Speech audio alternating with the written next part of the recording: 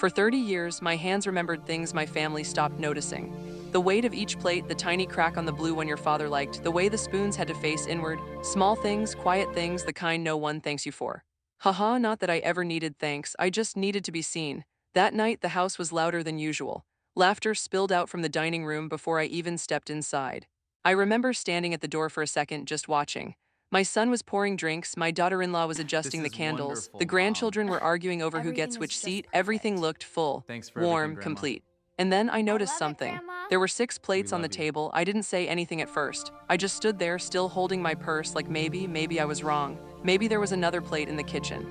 Maybe someone had just forgotten for a second, so I walked in slowly, quietly, the way I always do. No one looked at me, not one. The Mom, salt can you is pass the ready. salt? My son said, but he didn't even turn his head. He said it to the air, to the habit of me. I picked up the salt, my hands, they didn't shake. That's the strange part. They knew exactly what to do. 30 years, you don't forget your role that easily. But my eyes, they kept going back to that table. 6 plates, 6 chairs, no space for me, and then the smallest thing happened. Something no one else would ever notice. My granddaughter, she pulled her chair closer to the table to make room for her plate. Room that could have been mine. Sigh, I don't know why that part hurt the most. Not the missing plate, not the silence, just that tiny shift. Like the world had quietly adjusted and I was no longer part of the design, I smiled. Of course I did, haha, what else was I supposed to do? I placed the salt down gently. Here you go, I said, still no one looked. And in that moment, something inside me didn't break. No, it settled, because the truth is this didn't start that night. No, this had been happening for months, maybe longer, the forgotten calls, the half-listened conversations. The way my stories would fade into background noise before I even finished them. That night, it was just the first time it became visible, obvious, undeniable. I stood there for a few seconds more, just watching the This meat is laugh wonderful, live like I Mom. was already gone. Everything And is then I just did something very perfect. simple. Thanks I for turned everything, around Grandma. and I walked back to the I door. love it, Because what Grandma. none of them knew, what We none of love them you. could have imagined, was that I had already made my decision 3 months ago. 3 months ago, it wasn't a big moment. No shouting, no tears, no dramatic scene like in those movies. It was quiet, almost forgettable. Funny, right? The This is decisions that wonderful, change your whole Mom. life, they don't always Everything arrive is just loudly. perfect. Sometimes they just sit Thanks for beside everything, you and Grandma. wait. That day, I I was in the love it, kitchen again. Grandma. Of course I We was. love you. Haha, where else would I be? The sink was full, the kettle was whistling, and I was telling a story. I don't even remember what it was about now, something small, something from years ago. Maybe about their father, maybe about when the children were little. And halfway through, I realized no one was listening, not in the obvious way. No one said stop. No one told me to be quiet. No, it was worse than that. They just continued without me. My son picked up his phone. My It's so daughter-in-law good started to talking have about you all groceries. here. One of the kids laughed at These something on the moments TV. mean My words, everything they to didn't land me. anywhere. They just fell. I I stopped love you all mid-sentence. No so one noticed. much. Haha, I even waited. Just a second. Maybe someone would say, what happened? You were saying something. Nothing. Sigh, that's when it hit me. Not anger, not yet, just clarity. I dried my hands slowly, It's turned off the so kettle. good to And for have the you first all time in 30 here. years, I didn't finish what I These started. moments I mean walked to my room and everything sat to on the edge me. of the bed. My hands were I resting love in my you all lap, just so like that night in much. the car later, but this time they felt different. Empty. Because for the first time, I asked myself a question I had never dared to ask.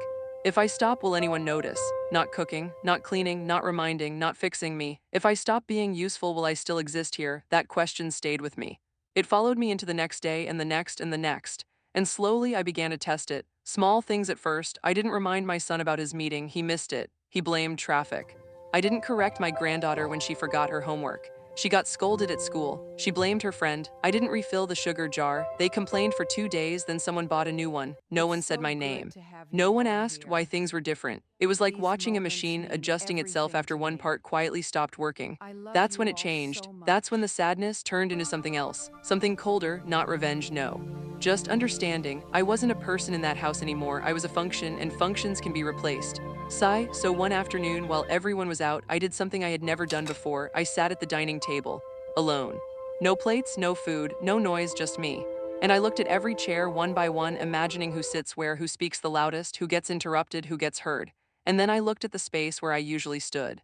Not sat, stood, serving, moving, invisible. Haha, I almost laughed at myself in that moment. 30 years and I never even claimed a chair, not once. And that's when the decision finally formed. Not fully, not clearly, but enough.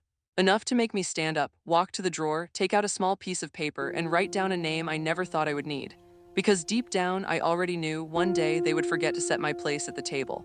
I kept that small piece of paper folded inside my apron, tucked in the corner where no one ever looked. Haha, not that anyone ever looked at me long enough to notice anyway. It stayed there for days, then weeks, brushing against my hand every time I moved, like a quiet reminder, like a whisper I couldn't ignore. The name on it I hadn't chosen randomly. No, I had heard it months before. Someone in the neighborhood mentioned it in passing, a good lawyer, they said, someone who helps people set things in order. At the time, I didn't think much of it. Why would I? My life was already set, or at least that's what I believed. But after that day in the kitchen, after my words disappeared into nothing, that name came back to me, and it stayed. For 3 weeks, I did nothing. I cooked, cleaned, smiled, served, exactly the same, because I needed to be sure. I needed to know if this feeling, this quiet ache, was real or if I was just tired, so I watched, carefully, closely, like someone studying a story they had lived in for too long.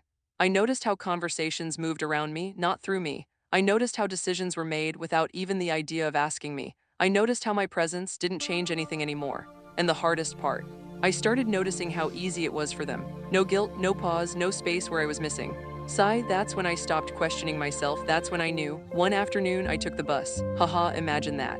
30 years in the same routine, and suddenly I'm sitting by a window watching streets I had never really seen before. My hands were cold, not shaking, just cold. I kept touching that paper in my pocket, making sure it was still there, like somehow it might disappear if I let go. The office was small, quiet, clean, the kind of place where voices don't echo. I stood outside for a moment, staring at the door, thinking, am I really doing this? Because once you walk in, you can't pretend anymore, you can't go back to not knowing. Sigh, so I opened the door, there was a woman at the desk. She smiled at me, actually smiled like she saw me. Can I help you? She asked. Such a simple question, but it felt strange. Help me. I almost didn't know how to answer. I held out the paper. My voice was soft. I have an appointment. She nodded like it mattered, like I mattered. And for a second, just a second, I felt something I hadn't felt in a long time, acknowledged. They called my name a few minutes later. Not her, not Mom, said without looking. My name clear, direct. I walked into the room, and there he was sitting behind a desk, looking at me like I was the reason he was there, not the other way around. Please sit, he said, sit. Haha, funny word, isn't it? It took me a second to move because I wasn't used to it. Not at the table, not at home, not anywhere, but this time I did. I sat down. And as I looked at him, really looked, I realized something that made my chest feel lighter. This man didn't know me. He didn't know my family. He didn't know my history, which meant he had no reason to ignore me. No habit of overlooking me, no expectation of what I should be. Sigh, so, he said gently, what would you like to do? What would I like to do? No one had asked me that in years, not seriously, not like it mattered. And for a moment, I didn't answer, because the truth was I didn't just want to change something. I wanted to disappear from a place that had already erased me. I took a breath, looked down at my hands, and finally said something I never thought I would say out loud. I want to leave without them noticing until it's too late. He didn't react the way I expected. No raised eyebrows, no sudden concern, no, are you sure? Like people say when they think you're being emotional. He just listened, quietly, fully, like every word I said had weight. And somehow that made it harder, because when someone finally listens, you can't hide behind silence anymore. I don't mean disappear like, I paused, searching for the right words, not like running away. I want to step out of their lives the same way I stepped out of their conversations. He nodded slowly, not agreeing, not disagreeing, just understanding. And why do you feel that way? He asked. Sigh, such a simple question again, but this time I didn't hesitate. Because I already have, I said softly, they just haven't noticed yet. The room went quiet after that, not uncomfortable, just still. Like even the air needed a moment to settle around what I had just said. He leaned back slightly, his hands folded. And what would too late mean in this case? I looked at him, really looked, and for the first time, I allowed the truth to come out without softening it. It means when they finally look for me, I won't be there to come back. There it was, clear, final, no anger in my voice, no bitterness, just certainty. Sigh, he studied me for a moment, and I could tell he was trying to understand not just my words, but the space behind them. The years, the quiet, the absence that had already begun long before I walked into his office. All right, he said gently, then we do this carefully. Carefully, I liked that word because this wasn't revenge. No, revenge is loud. It wants to be seen. This was something else, something quieter, something inevitable. He started asking questions after that, practical things about the house, the accounts, the names on the documents. Things I had never really paid attention to before because I trusted that my place there was permanent. Haha, funny how that works. You give your whole life to a place and never think about what happens if it stops being yours. As I answered piece by piece, something inside me began to shift. Not breaking, not healing either, just rearranging, like furniture being moved in a room that no longer felt like home. And do you have somewhere else to go? He asked at one point. I hesitated because that was the one part I hadn't fully figured out. I will, I said finally, not because I was sure, but because I knew staying wasn't an option anymore. He nodded again as if that was enough, because sometimes a decision is more real than a plan. Sigh, before I left, he handed me a folder. Simple, neat, organized. This will take some time, he said, but once it's done, there's no undoing it. No undoing it. I held the folder in my hands, feeling its weight, not heavy but meaningful, like it carried something more than just papers. It carried the end of something, and the beginning of something I couldn't fully see yet. I stood up to leave, and for a second, I almost said something like thank you, but it felt too small. Instead, I just nodded. Because what he had given me wasn't just help, it was permission. Permission to exist outside of a place that had forgotten I was there. As I walked out of that office back into the noise of the street, I noticed something strange. The world didn't look different. Cars still moved, people still rushed, voices still filled the air, but I did. For the first time in years, I wasn't walking back to serve. I was walking back to prepare. Prepare for a day, a very specific day, when I would stand in that house one last time, look at that table, and no, they wouldn't even realize what they had just lost. The strange thing about decisions like this is that once they're made, everything starts to feel sharper, clearer, like someone turned the lights up just a little. Not enough for anyone else to notice, but enough for you to finally see what was always there. I went back home that day, same as always. Same door, same sound of the latch, same faint smell of food that never really leaves a house. Haha, nothing had changed, except me. Mom, you're back, my son called from the other room. Still not looking, still not waiting for an answer. Yes, I said just one word, and it disappeared like always. Sigh, I placed my bag down, folded my shawl, and walked straight to the kitchen. My hands moved automatically, picking up things, arranging, checking like they had their own memory separate from me. But this time I was watching myself, not as the person doing the work, but as someone observing it. Every step, every habit, every quiet act that had built their comfort piece by piece. And for the first time, I didn't feel pride, I felt distance. That night, I made dinner like I always did, the same dishes, the same portions, the same care. Because nothing changes overnight, not on the outside. Dinner was ready. The table was set, 6 plates again, haha, of course. I stood there for a second, holding the last spoon in my hand, staring at the empty space where my plate never appeared anymore. And then slowly I placed the spoon down, not for me, just in its place. Dinner's ready, I called out. They came, one by one, laughing, talking, sitting, filling the table, completing the picture. Without me, I didn't join them. I stood near the counter, wiping something that didn't need wiping, just to give my hands something to do. Mom, aren't you eating? My daughter-in-law asked casually, already halfway through her meal. I'll eat later, I said. She nodded. That was enough, no follow-up, no pause, no come sit with us. Sigh, and that's when I knew my absence wasn't something that needed explanation anymore. It was expected, accepted, normalized. I watched them for a while, not with anger. Not even with sadness, just observation. Like someone watching the final scenes of a story they already understood. And then quietly I turned away. Because the truth is, once you see your place clearly, you can't unsee it. The next few weeks I started preparing. Not loudly, not obviously, small things, careful things. I began sorting my belongings. Not everything, just the things that mattered, old photographs, letters, a few pieces of jewelry. Things that held pieces of me. Not the house, not the furniture, not the kitchen I had lived in for decades, just me. I packed them slowly over days, sometimes weeks, so no one would notice anything missing. Because this wasn't about taking something away from them, it was about taking myself back. Sigh, I also started doing less, very slightly, almost unnoticeable. I stopped reminding them about little things. Stopped stepping in before problems happened. Stopped filling the gaps, and at first there were small cracks. Confusion, delays, tiny inconveniences, but then something interesting happened. They adjusted, they always do, humans are good at that. Give them time and they'll learn to live without what they once depended on, even if they never realize what they lost. Haha, that part hurt more than I expected. Not because they were managing, but because they were managing so easily. And somewhere in the middle of all this, I picked a date. Not randomly, no, a specific day, a dinner, a moment where everything would look normal, perfect even, because endings like this, they don't need drama, they need silence. And as that day got closer, I found myself standing in front of that table more often, just looking at it, imagining how it would feel to see it one last time, knowing this time when I walk away, I won't be coming back. The day I chose didn't look special on the calendar. No birthdays, no anniversaries, no festivals, just an ordinary evening. Haha, that's exactly why I picked it. Because the most painful truths don't arrive on important days, they arrive when everything feels normal. That morning, I woke up earlier than usual, not because I had to, but because I couldn't sleep anymore. My eyes opened, and for a few seconds, I forgot. I just lay there staring at the ceiling, listening to the quiet hum of the house. And then it came back. Oh, it's today. Sigh, funny thing is, I didn't feel panic, no racing heart. No fear, just a deep, steady calm. Like something inside me had already accepted everything long before this day arrived. I got up slowly, folded my blanket, and looked around the room. 30 years of living, and yet so little of me in it. A few clothes, a drawer, a corner. I smiled, not out of happiness, but out of understanding. I really did disappear a long time ago, I whispered to myself. The rest of the house woke up one by one, doors opening, footsteps, the usual morning noise. Mom, tea, my son called out. Yes, I replied automatically, and just like that, the routine continued. I made tea, served breakfast. Packed things, smiled at the right moments. Nodded when needed, perfect, completely normal. If someone had walked into the house that day, they would have seen nothing unusual, just a family living their life. Just a mother doing what she always did. That's the thing about endings like this, they don't announce themselves. Sigh, all day I paid attention to details, not because I needed to, but because I wanted to remember. The way sunlight hit the kitchen counter in the afternoon, the sound of the gate when someone opened it, the faint laughter from the living room, small things, quiet things, the kind you don't notice until you know you're about to lose them. Or leave them. In the evening I started preparing dinner. Carefully, deliberately, I made all their favorites, every single one, the dishes they loved, the flavors they were used to, the comfort they expected. Not because I wanted to please them one last time, but because I wanted the moment to feel complete.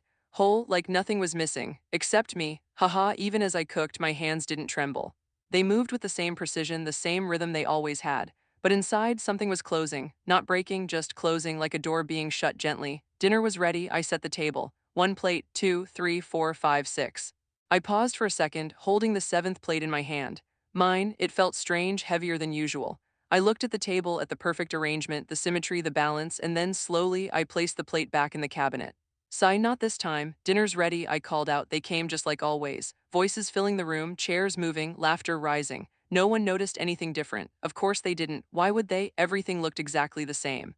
And that was the point. I stood there just for a moment, watching them take their seats. Watching the table come alive, 6 plates, 6 people, a complete picture without me. And then, quietly, I turned away, walked back to my room. Closed the door, and for the first time that day, I let myself sit down on the edge of the bed just like 3 months ago. My bag was already packed, not big, just enough.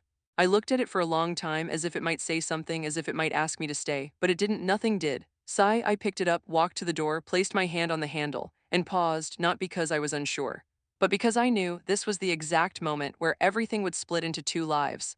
The one I had lived for 30 years and the one no one would see me living. I opened the door slowly, stepped into the hallway, and heard their laughter from the dining room, so close yet already so far away.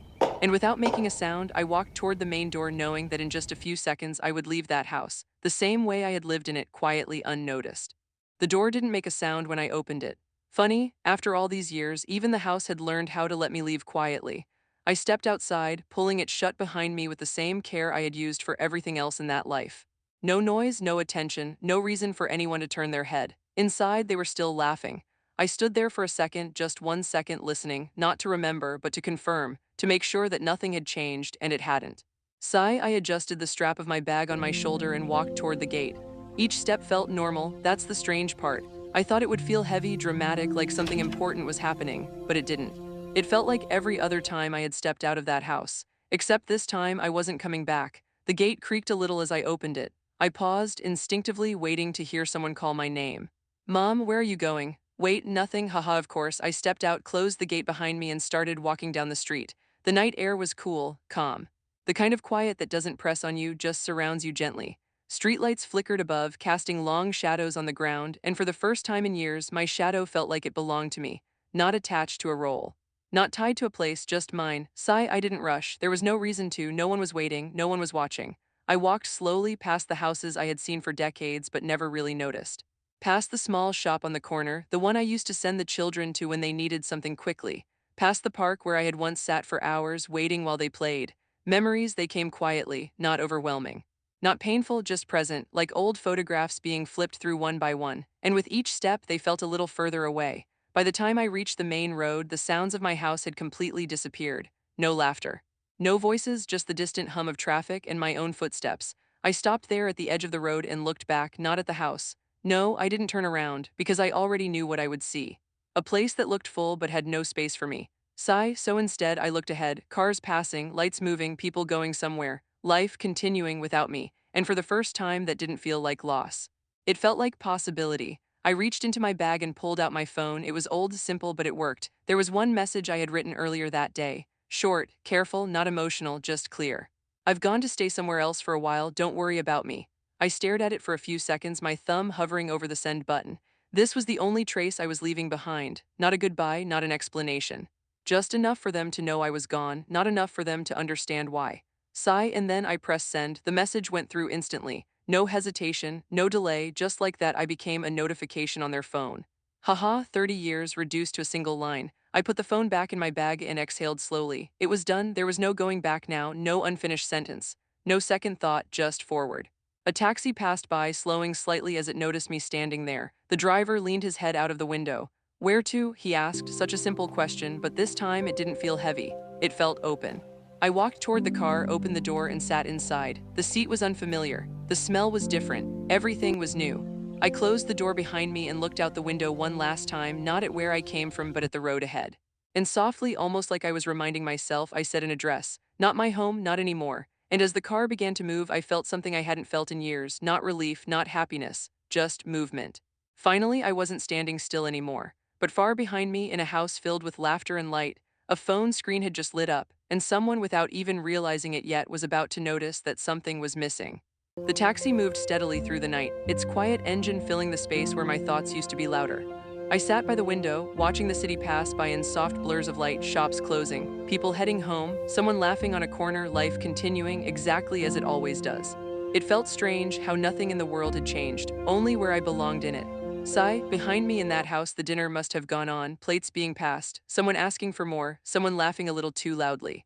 Maybe a story being told halfway, maybe interrupted, maybe forgotten. Just like mine used to be. I imagined the table, the same one I had set just an hour ago, 6 plates, 6 people, still complete. Or at least that's what they would think for a while, haha, because absence doesn't arrive loudly, it creeps in. Slowly, quietly. Like a missing note in a song you've heard too many times, something feels off, but you can't explain why, not yet. Sai, the driver, didn't talk much, just drove, occasionally glancing at me through the mirror, maybe wondering, maybe not. I didn't mind the silence. For the first time in years, it didn't feel empty. It felt peaceful. I leaned my head back slightly and closed my eyes for a moment, and that's when it started. Not memories, no, something else, questions. What happens next? Where do I go from here? Who am I without that house, without that table, without that role? The answers didn't come, and strangely, I didn't panic, because for so long, my life had been about answering everyone else's questions. Maybe it was time to sit with my own. Sigh, the car slowed down as we entered a quieter part of the city. Fewer lights, fewer people, a different kind of stillness. We're almost there, the driver said softly. I nodded, almost there. Such a simple phrase, but it felt significant, because there wasn't just a place. It was the beginning of something I hadn't lived before. The taxi stopped in front of a modest building. Not big, not impressive, just simple. Temporary, safe. I stepped out, paid the driver, and stood there for a moment looking up at the entrance. No memories here, no expectations, no roles waiting for me to fill, just space. Sigh, inside, the hallway was quiet. A soft light flickered at the end, guiding the way. I walked slowly, my footsteps echoing just enough to remind me I was alone, truly alone, and for a second, just 1 second, that word felt heavy. Alone, not ignored. Not overlooked, not forgotten, just alone. There's a difference, a big one. I unlocked the door to the small room that had been arranged for me earlier. It wasn't much, a bed, a chair, a small table by the window. But everything in it was mine. I placed my bag down and sat on the edge of the bed the same way I had so many times before, but this time the feeling was different. No waiting, no listening for someone to call my name. No expectation to get up again and serve, just stillness. Sigh, I reached into my bag and took out my phone. No new messages, of course, it hadn't been that long. Dinner would still be going on. Laughter would still be filling the room. My message, just another unread notification. I placed the phone beside me and leaned back slightly, staring at the ceiling. And then I imagined it, that moment, the exact moment when someone would finally notice. Maybe my daughter-in-law standing up to clear the plates, pausing, where's mom? Maybe my son looking around, distracted at first, then a little confused, wasn't she here? Maybe one of the children shrugging, I didn't see her leave. And then the smallest shift. The same kind I noticed that night, but this time in reverse, a space that suddenly felt empty. Sigh, I closed my eyes not to sleep but to feel that moment from a distance, not with anger, not with satisfaction, just awareness. Because the truth is, I didn't leave to punish them. I left because staying had already erased me. And somewhere in that house, very soon they were about to feel something they hadn't felt in a long time, not my presence, but my absence. And unlike me, they wouldn't be prepared for it. Back in that house, it didn't happen all at once. That's the thing about absence, it doesn't walk into a room and announce itself. It waits. It lets the moment stretch just a little longer than usual until someone finally feels it. The plates were almost empty. Laughter had softened. Conversations had slowed into smaller, quieter pieces. The kind of ending every normal dinner has, normal, haha, that word again. My daughter-in-law stood up first, gathering the plates. 1, 2, 3, her hands moving quickly, automatically, just like mine used to. And then she paused, just for a second, a small pause, barely noticeable.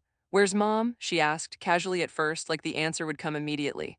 No one responded right away, because no one knew. My son didn't even look up at first. "She's probably in the kitchen," he said, reaching for his glass. Probably, that word so easy, so certain. Sigh, she walked into the kitchen, empty. No sound of utensils, no running water, no quiet presence moving in the background, just stillness. "Maybe she's in her room," one of the kids said, still distracted, still normal, still unaware. But something had already shifted. My son stood up this time, not rushed, not worried, just slightly curious. "Mom," he called out, walking down the hallway, no answer. He opened the door to my room. And for the first time, there was a real pause, not small, not casual, a pause that stayed. The bed was neat, too neat, the drawer slightly open but empty, the corner where my things used to be quiet, different. "Sai, did she go somewhere?" My daughter-in-law asked from behind him, her voice a little tighter now. "I don't know," he replied, stepping further inside, looking around like the answer might be hiding somewhere in the walls. Then his phone buzzed, a small sound, but in that moment it felt loud. He pulled it out, glanced at the screen, and for a second he didn't react, just read, once, twice, slowly. "I've gone to stay somewhere else for a while. Don't worry about me." That was it, no explanation, no details, just gone. "Sai, what does that mean?" she asked, stepping closer, trying to read his face, trying to understand something that didn't come with instructions. I don't know," he said quietly. And for the first time that night, no one spoke. Not because they were told to be quiet, but because there was nothing to say. The house still the same, the table still set, the food still warm. But something invisible had shifted. A space had opened, not where I used to stand. No, deeper than that, inside them. Haha, it's strange, isn't it? How you can live with someone for years and only feel their presence when it's no longer there. My granddaughter walked into my room slowly, looking around, her small eyes searching for something she couldn't name. "Daddy?" she called softly, no answer, just the quiet. She turned to her father. Where did she go? And this time he didn't have an easy word, not kitchen, not room, not later, just silence. Sigh, back at the table, the plates remained where they were left. No one went back to eat. No one laughed, because suddenly the picture wasn't complete anymore. Not with 6 plates, not with 6 people. Because for the first time, they noticed something that had been missing for a long time but had only just become real. And far away, in a quiet room with no memories, I sat alone, feeling the exact moment when my absence finally arrived. That night I didn't sleep much, not because I was thinking about going back, no, that door had already closed, it was something else. A quiet awareness, like my body was finally catching up to what my heart had already accepted. I lay there, staring at the ceiling, listening to the silence around me. No footsteps, no voices calling my name, no small interruptions asking for something, anything, just me. Sigh, for 30 years I had lived in noise, not loud noise but constant presence. And now this stillness felt unfamiliar but not uncomfortable, just honest. I turned slightly and looked at my phone, one message, then another. Then many missed calls, voicemails. "Mom, where are you? Please call back." "What is this message?" The words kept coming, piling up, urgency growing with each one. "Haha, so this is how it feels to be noticed." But even as I looked at them, I didn't reach for the phone. Not yet, because this moment it wasn't about their panic, it was about my peace. Sigh, morning came slowly. A soft light slipped through the window, touching the edges of the room, a room that still felt new but already mine. I sat up, my hands resting in my lap just like always, but this time they didn't feel empty. They felt free. Not needed, not waiting, just present. I stood up, walked to the window, and looked outside. People were already moving, starting their day, carrying their routines like I once did. And for the first time, I wasn't part of someone else's schedule. I had my own, haha, imagine that. After all these years, I was finally asking myself, what do I want to do today? And the answer didn't come quickly. Because I had never needed one before. Sigh, my phone buzzed again. This time I picked it up, not immediately, slowly, carefully. I opened the messages, read them one by one, feeling the shift in their tone, confusion, concern, fear. And then something deeper, regret. I didn't realize, please come back, we were just busy, busy, such a small word for something that takes so much away. Sigh, I closed my eyes for a moment, holding the phone gently, not with anger, not with satisfaction, just understanding. Because I knew something they didn't yet. This wasn't about one night, not about one missing plate, not about one message. No, this was about years of being unseen, and one day, finally choosing to see myself. I typed slowly, my fingers pausing between words, not because I didn't know what to say, but because I wanted it to be true. "I'm safe, I'm okay, I just need some time." I looked at the message for a second, then pressed send. Not a goodbye, not a return, just space. Sigh, I placed the phone down and stepped away from it, walking toward the small mirror in the corner of the room. For a moment, I just stood there looking, really looking, not as someone's mother, not as someone's responsibility, not as someone's habit, just me. And quietly, almost like a realization that had taken 30 years to form, I smiled. Not wide, not dramatic, just enough to know I existed. Outside of them, outside of that table, outside of a life that had slowly forgotten me. Sai, if you've ever felt like this, like your presence is expected but never truly seen, then maybe this story is for you. Maybe it's a reminder that being needed is not the same as being valued. And sometimes walking away quietly is the loudest truth you can ever tell. If this story stayed with you, you can subscribe only if it feels right. And if there's someone in your life who always sets your place at the table, maybe tonight, you look at them before it's too late.